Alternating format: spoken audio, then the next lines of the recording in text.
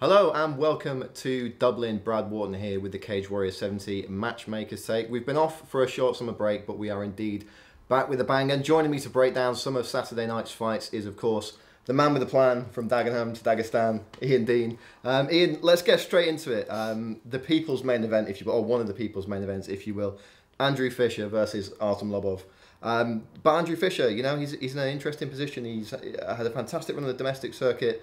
Gone over to the USA, dropped a couple of fights. What's going through Andrew Fisher's mind when he's coming into this fight against such a dangerous guy?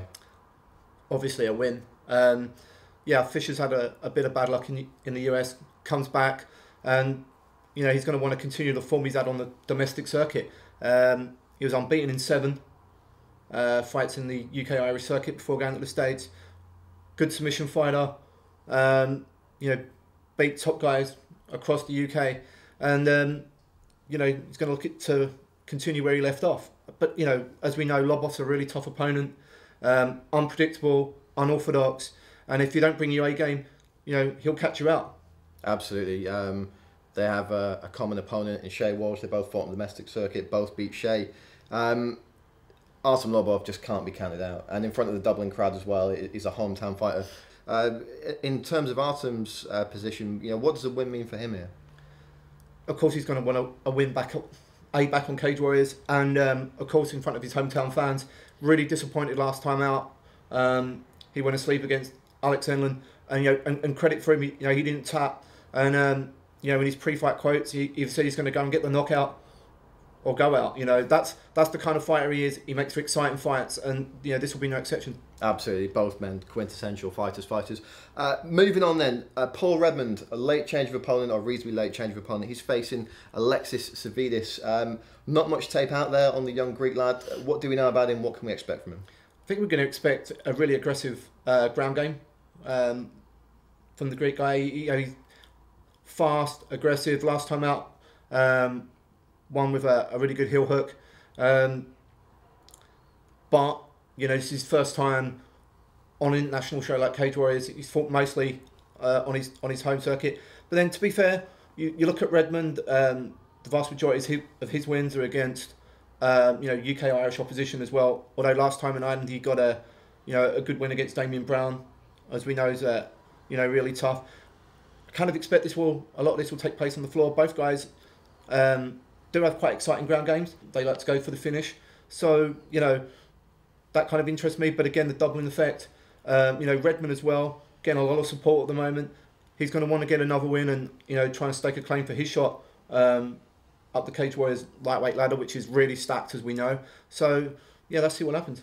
Yeah, Paul Redmond talking earlier in the week, saying that last time out, the first time he's been to a decision, that fight was absolutely phenomenal, yeah. But he was frustrated with himself because he didn't get the finish. Do you think we're going to see a really aggressive Paul Redmond this time out? Definitely. But then at the same time, I think, you know, he's got to be careful as well, because I think Savidis is very sharp, and you know, all of his wins inside the distance have come by submission as well. So he's not someone who's going to just roll over. He's definitely not here to make up the numbers, and that's what I think is going to make a really interesting clash. Talk about interesting clashes, a fight which, apart from the main event, is getting the lion's share of attention. Philip Malpeter, Jake Boswick, violence in the can. This one's going to be absolutely insane.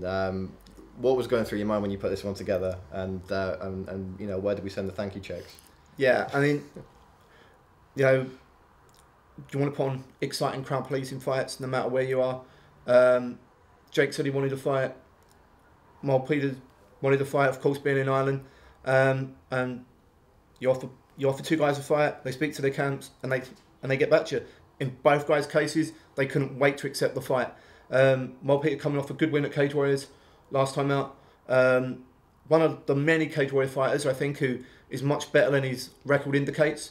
He's been unable to get a streak on Cage Warriors, but he's fast, and I think he's shown a lot of power, and he's always entertaining. However, the problem is he's gone up a weight this time. He said that lightweight, or trying to get to lightweight, has kind of, you know, hurt his game a bit. But when he's facing a massive welterweight in Jake Boswick, a guy that has massive knockout power as well, it's going to be interesting to see how he copes. Well, it is interesting, you know, so you've got Jake Boswick, who's kind of been a tweener between middleweight and welterweight. You've got Mulpita, who's been a twin between lightweight and welterweight. Do you think Mulpita is going to be more comfortable at this weight? Like you say, he's not having to deal with the physical or mental side of that weight cut. Do you think that's maybe going to free him up to be a bit more aggressive? It might be. It might give him more energy. He might want to, like you said, free him up to be more aggressive. But then, do you want to be aggressive against, a one-hit knockout artist such as Jake Boswick? Although Jake has gone to the distance in all 3 of his Cage Warrior fights, he's definitely been stepping it up as of late. And I'm sure he's going to be looking for that finish as well. Difficult to say what's going to happen, but I think both guys are going to duke it out on the floor, standing. But then if it goes to the floor as well, I think maybe Mulpita's going to have the edge.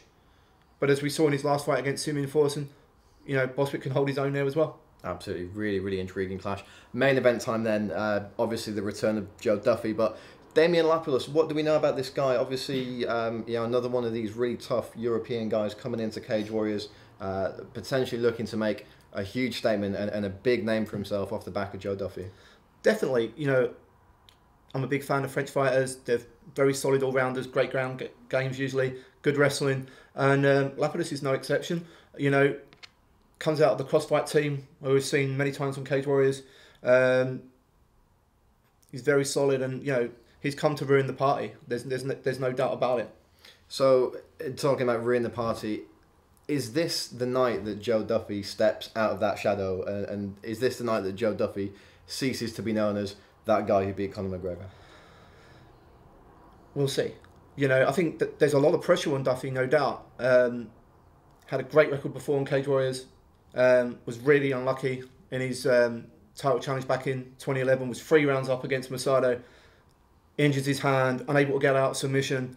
But credit to Duffy.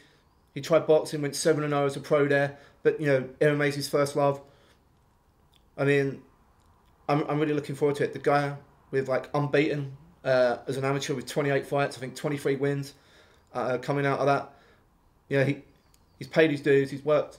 He's worked through many stages, and I think though Saturday night could be the first stage of the next stage of Joe Duffy's career, and I'm looking forward to seeing how he does. Well, I know Cage Warriors CEO Graham Boylan has tipped Joe Duffy to be, if you will, the next Conor McGregor, the next guy to come up through Cage Warriors from Ireland and make it on the world stage. A huge test in front of him in the form of Damian Lapilus. Guys, you can check all those fights out this Saturday night from the Dublin Helix. If you've not got a ticket yet, get one quick because they are running dry. Otherwise, catch us on TV. CageWarriors.com for all the broadcast details. And in the meantime, follow us on social media at Cage Warriors for all the news, updates, and other good stuff. And we'll see you on Saturday night.